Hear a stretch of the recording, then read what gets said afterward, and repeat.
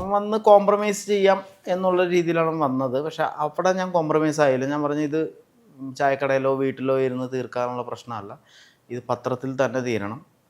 നിൻ്റെ മുതിർന്ന ആരെങ്കിലും ഉണ്ടെങ്കിൽ വന്നു കഴിഞ്ഞാൽ നമുക്ക് സംസാരിക്കാമെന്ന് പറഞ്ഞ് എൻ്റെ വീട്ടിൽ എറണാകുളത്തെ ഒരു ചീഫ് എന്ന് പറയുന്ന ഒരാൾ, അദ്ദേഹത്തിൻ്റെ പേര് എനിക്കറിയില്ല, പേര് പറയുന്നുമില്ല.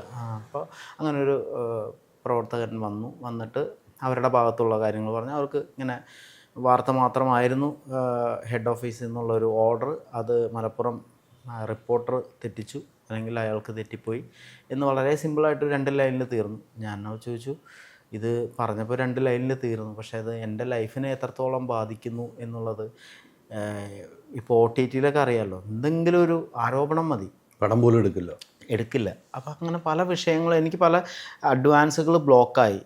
കാരണം പലതും ആയിരിക്കാം, പക്ഷേ എനിക്കിപ്പോൾ വിശ്വസിക്കാൻ കഴിയുന്നതാണെന്നല്ലേ, പല കാരണമായിരിക്കാം. പക്ഷേ അങ്ങനെ എനിക്ക് പേടിയുണ്ട്. ഇപ്പോൾ ഞാൻ ഇങ്ങനെയൊക്കെ ഉള്ളതുകൊണ്ട് ഇനി എന്നെ വിളിക്കുമോ എന്നുള്ള പേടിയുണ്ട്. അപ്പോൾ എനിക്ക് സാമ്പത്തികമായിട്ടും മാനസികമായിട്ടും ആളുകൾ വിളിച്ചിട്ട് ചോദിക്കുക, അതിന് ഉത്തരം പറഞ്ഞുകൊണ്ടിരിക്കുക, അതൊരു ബുദ്ധിമുട്ടുള്ള കേസാണ്. ഇപ്പോൾ ഞാൻ വീഡിയോ ഇട്ട് കഴിഞ്ഞപ്പോൾ വീണ്ടും അത് കൂടി. വീഡിയോ ഇട്ടില്ലായിരുന്നെങ്കിൽ ഇത് കണ്ടവർ, ഈ ഒരു പത്രം കയ്യിൽ കിട്ടിയ ആദ്യത്തെ പ്രവർത്തനം എന്ന് പറയുന്നത് കാണുക എന്നുള്ളതാണ്. അതെ അതെ. പിന്നെയാണ് ഒരു ഫോട്ടോയിലേക്ക് ആരും നോക്കൂ. അതെ, ആദ്യത്തെ ഹെഡിങ് വായിച്ചു.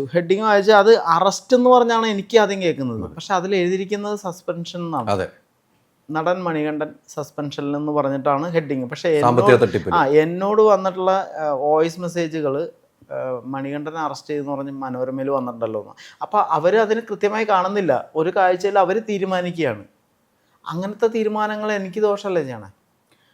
അങ്ങനെ എന്താ പറയുക, അത് ഷെയർ ചെയ്യപ്പെടുക, അത് ഗ്രൂപ്പുകളിൽ പാസ് ചെയ്യപ്പെടുക.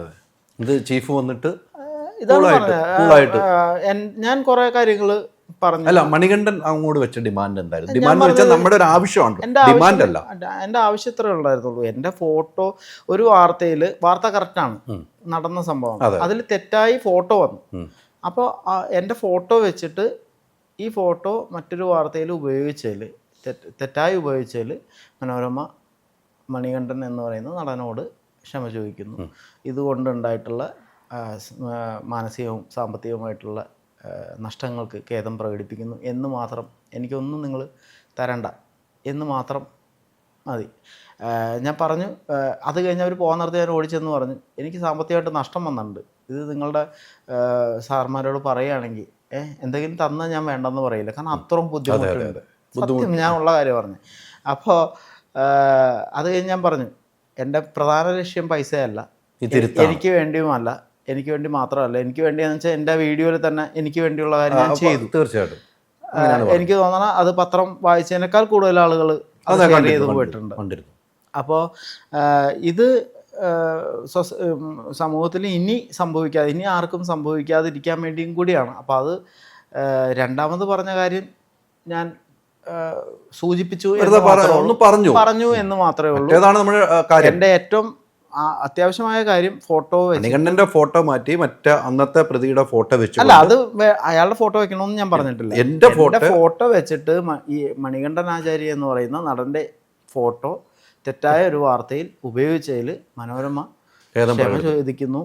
അയാൾക്കുണ്ടായിട്ടുള്ള മാനസിക ബുദ്ധിമുട്ടും നഷ്ടങ്ങളും എല്ലാം ഖേദം പ്രകടിപ്പിച്ചാൽ മാത്രം മതി എന്നുള്ളത് തന്നെയാണ് അവർ ചെയ്തിരുന്നു. അപ്പോൾ എനിക്ക് അതിനൊരു സാധനം അയച്ചു തന്നു. ഞാൻ കൂടുതൽ വിവരങ്ങൾ നമുക്ക് ഇപ്പോൾ ഇതിൽ പറയാൻ കഴിയില്ല. അവരൊരു സാധനം അയച്ചു തന്നു, അതിൽ ഞാൻ തൃപ്തനായിരുന്നു. കാരണം എന്നെ ഇൻ്റർവ്യൂ ചെയ്യുന്ന പോലെ ഉള്ള ഒരു സാധനമാണ് അയച്ചു തന്നത്. അപ്പോൾ ഞാൻ വയലൻ്റായിട്ട് ആ പയ്യനോട്, എനിക്കറിയാവുന്ന എന്താ പറയുക, കുറേ നാളുകളായിട്ട് അറിയാവുന്നതുകൊണ്ട് ഞാൻ അവനോട് പറഞ്ഞു, ഇനി വേണ്ട, ഞാൻ വേറെ രീതിയിൽ പോയിക്കോളാം, കാരണം എനിക്ക് നിങ്ങളോടുള്ള വിശ്വാസം നഷ്ടപ്പെട്ടു. നിങ്ങളിനി തിരുത്തുന്നത് ഈ രീതിയിലാണ് തിരുത്തുന്നതെങ്കിൽ നമ്മൾ കുറ്റം ജനം എന്നെ വെച്ചേക്കില്ല. ആ രീതിയിൽ ഞാൻ എന്താ പറയുക, ഞാൻ അവരോട് മാപ്പ് ചോദിക്കുന്ന രീതിയിലോ അല്ലെങ്കിൽ എനിക്കെന്തോ തെറ്റ് പറ്റിയ പോലെയോ ഞാൻ ആ രീതിയിലുള്ള ഒരു എഴുത്താണ് എനിക്ക് ഇങ്ങനെ ചെയ്താൽ മതിയോ എന്ന് ചോദിച്ചത്. അത് ചോദിച്ചത് വലിയ ഉപകാരമായിപ്പോയി. ചോദിക്കാതെ ഇട്ടിരുന്നെങ്കിൽ എല്ലാവരും തിരിഞ്ഞേനെ, ഉറപ്പായിട്ട് തിരിഞ്ഞേനെ. കാരണം ഒന്നാമത്തെ കാര്യം, ഇതിൻ്റെ അടിയിൽ കമൻസ് നോക്കിയാൽ അറിയാം, ഇത് നടന്മാരും മാധ്യമമായിട്ടുള്ള ഒത്തുള്ള കളിയാണ്. പടം ഇല്ലാണ്ട് വരുമ്പോൾ ഒന്ന് ഓർമ്മിപ്പിക്കാൻ വേണ്ടിയിട്ട് അവർ തമ്മിലുള്ള പരിപാടിയാണ്. പിന്നെ ഇവനൊക്കെ എന്തെങ്കിലും ഒരു ഷോയിലൊരു ചാൻസ് കൊടുത്തു കഴിഞ്ഞാൽ അത് ക്ഷമിച്ച് പോക്കോളും. ഇപ്പോഴും ഞാൻ പറയണേ, എനിക്ക് മനോരമയോട് അല്ലെങ്കിൽ മറ്റാരുടെയോ ഒരു ഷോയോ ഒരു പൈസയോ ഒന്നും വേണ്ട. ഇത് സമൂഹത്തിൽ നടക്കാൻ പാടില്ല. എന്നിട്ട് അവർ അയച്ചു തന്നു, നമ്മൾ മണികണ്ഠൻ മുറി ഇത് പോരാ, ഇത് വേണ്ട എന്ന് പറഞ്ഞു. ഇനി ചെയ്യണ്ടെന്ന് തന്നെ പറഞ്ഞു. എനിക്ക് പിന്നെ അവരോട് ഒരു കോംപ്രമൈസ്, അതായത് അങ്ങനത്തെ കോംപ്രമൈസ് നടക്കുമെന്നുള്ള വിശ്വാസം പോയി. കാരണം അവർ ഇങ്ങനെയാണ് എഴുതുന്നതെങ്കിൽ അത് ഞാൻ പറഞ്ഞ കാര്യങ്ങൾ പൂർണ്ണമായിട്ടും എഴുതി വെച്ചിട്ടുണ്ട്. ഞാനിപ്പോൾ നമ്മളിപ്പോൾ ഇന്റർവ്യൂ തുടങ്ങുന്നതിന് മുമ്പ് അവിടെ നിന്ന് വർത്തമാനം പറഞ്ഞല്ലോ, പേഴ്സണൽ ടോക്ക് അതെല്ലാം എഴുതി. അതിപ്പോൾ ഇവിടെ ഇരുന്ന് ചോദിച്ചു കഴിഞ്ഞാൽ അത് ശരിയാണോ? അല്ല, ഒരിക്കലും അല്ല. അതൊക്കെ എഴുതിയവർ അതൊക്കെ എഴുതി. അപ്പോൾ ഞാൻ അവനോട് ചോദിച്ചു, നീ റെക്കോർഡ് ചെയ്തോ? അപ്പോൾ അവൻ ഇല്ല, മാധ്യമപ്രവർത്തനാണല്ലോ ചേട്ടാ, അത് ഓർമ്മയിൽ വെക്കാനുള്ള ഒരു സ്കില്ല്. അപ്പോൾ അവനാണ് എഴുതിയത് അയച്ചു കൊടുത്തത്. അതെ, അവനാണ് എഴുതി എനിക്ക് അയച്ചു തന്നത്. ഇങ്ങനെ മതിയോ ഹെഡ് ഓഫീസിൽ നിന്ന് തന്നതെന്നാണോ. ഞാൻ അവനായിട്ട് വയലൻ്റ് ആയപ്പോൾ അവൻ പറഞ്ഞ് ഹെഡ് ഓഫീസിൽ നിന്ന് തന്നാണ്, ഞാൻ ചേട്ടനെ കാണിച്ചെന്നുള്ളൂ, ചേട്ടന് ഇത് പറ്റില്ലെങ്കിൽ പറ്റില്ല എന്ന് പറയാം. എന്നിട്ട് ചേട്ടന് പറഞ്ഞാൽ എഴുതിത്താ, ഞാനത് ഇടാന്ന് പറഞ്ഞു. അപ്പം എനിക്കത് ഞാൻ എഴുതി കൊടുത്താൽ പോലും അത് തന്നെ വരും എന്ന് എനിക്ക് വിശ്വാസം നഷ്ടപ്പെട്ടു. കാരണം ഞാൻ പറഞ്ഞ കാര്യങ്ങൾ അവർ അത്ര ഓർമ്മ വെച്ചിട്ട് ഞാൻ പറഞ്ഞ ഓരോ കാര്യവും എഴുതി വെച്ച് എൻ്റെ ഇൻ്റർവ്യൂ ആക്കി, എന്നെ ഇൻ്റർവ്യൂ ചെയ്തതാക്കി മാറ്റിയപ്പോൾ, അത്രയും ബ്രില്യൻസ് അവർ കാണിച്ചപ്പോൾ എനിക്ക് പിന്നീട് അവരുമായിട്ട് അങ്ങനെ പോകാനുള്ള ധൈര്യം ഇല്ല. ഞാൻ വക്കീലിനെ സമീപിച്ചു, നോട്ടീസ് അയച്ചു. അതെ, അവിടെ അവരൊരു തിരുത്തി എന്ന് പറയുന്നു. തിരുത്തിയിട്ടുണ്ട്. അത് കുറേ എഴുത്തുകളുടെ ഇടയിൽ അവസാനം ഇങ്ങനെ നടൻ മണികണ്ഠൻ ആചാര്യയുടെ ഫോട്ടോ എന്ന് പോലും പറഞ്ഞില്ല. മണികണ്ഠൻ ആചാര്യ, അത് ഞാൻ എന്താ പറയുക, ഉണ്ട്, അത്ര കട്ടിങ് ഉണ്ട്. അത് ഒരു ചെറിയ കോളം, അത് അവിടുത്തെ എഡിഷനിൽ മാത്രം, മലപ്പുറം മാത്രം. പക്ഷെ ഇത് കണ്ടിരിക്കുന്ന മലപ്പുറം മാത്രമല്ല, ലോകം മൊത്തം കണ്ടു. അപ്പം മണികണ്ഠ പറഞ്ഞതിൽ പറഞ്ഞിരുന്നോ ഇത് നിങ്ങൾ ഓൾ എഡിഷനിൽ ഇത് കൊടുക്കണമെന്ന് പറഞ്ഞിരുന്നോ? അങ്ങനെ പറഞ്ഞത് പ്രധാന പേജിൽ കൊടുക്കണമെന്നും വലുതാക്കി തന്നെ കൊടുക്കണമെന്നുള്ള രീതിയിലാണ് ഞാൻ ആവശ്യപ്പെട്ടത്. അത് അപ്പോൾ അവർ ഓൾ എഡിഷൻ കൊടുക്കാമെന്നും പറഞ്ഞു, ഈ പറഞ്ഞ പോലെ ചെയ്യാമെന്ന് പറഞ്ഞു. പക്ഷേ അവർ തന്ന ഈ സാധനം എനിക്ക് അവരുമായിട്ടുള്ള വിശ്വാസം നഷ്ടപ്പെടാനുള്ളൊരു കാരണം, അത്രയും വളച്ച് ചുരിച്ച് എന്താ പറയുക, എല്ലാവർക്ക് അതിൻ്റെ ടൈറ്റിൽ തന്നെ ഇങ്ങനെയാണ്, ഞാനല്ല മണികണ്ഠൻ, ഇനി ഞാൻ വിവാദത്തിനില്ല. അത് മണികണ്ഠൻ പറയുന്നതായിട്ട് ഞാൻ പറയുന്നതായിട്ട് അവർ എഴുതിയേക്കാം. അതാണ് തലക്കെട്ട്.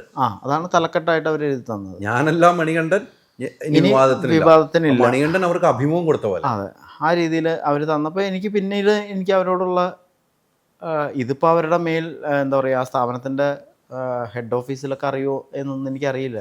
ഇത് ഇവർ തന്നെ താഴത്ത് വെച്ച് തന്നെ തീർക്കാനുള്ള പരിപാടി ആയിരിക്കാം. എനിക്കറിയില്ല, അതിനെക്കുറിച്ച് വിശദമായിട്ടൊന്നും അറിയില്ല.